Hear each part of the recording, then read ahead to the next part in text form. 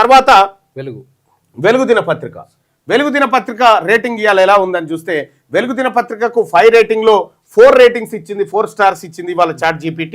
ధరలు, జీవన వ్యయ సమస్యలు, సామాన్య ప్రజల బాధలు, మీడియం ఇవి, తర్వాత మీడియం, హై ప్రజాపక్షం అంటే ప్రజాపక్షం వైపు ఎక్కువగా నిలబడే ప్రయత్నం చేస్తుంది అని.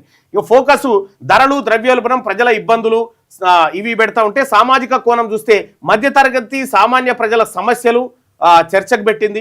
వర్గాల ప్రాధాన్యత చూసుకుంటే బీసీ, ఎస్సీ, ఎస్టీ, మైనార్టీలకు 35 నుంచి 40% స్పేస్ ఇస్తే ఓసీలకు 60 నుంచి 65% స్పేస్ ఇచ్చింది. ఇక టోన్ చూస్తే ప్రజాపక్షం ఉంది, ప్రశ్నించే శైలి కూడా ఈ పత్రికలో కనిపిస్తూ ఉందట. అంటే వెలుగు దిన పత్రిక ఇవాళ బెటర్ గానే ఉంది అన్నట్టు, నిన్నట్లాగానే ఇవాళ కూడా బెటర్ ఉంది.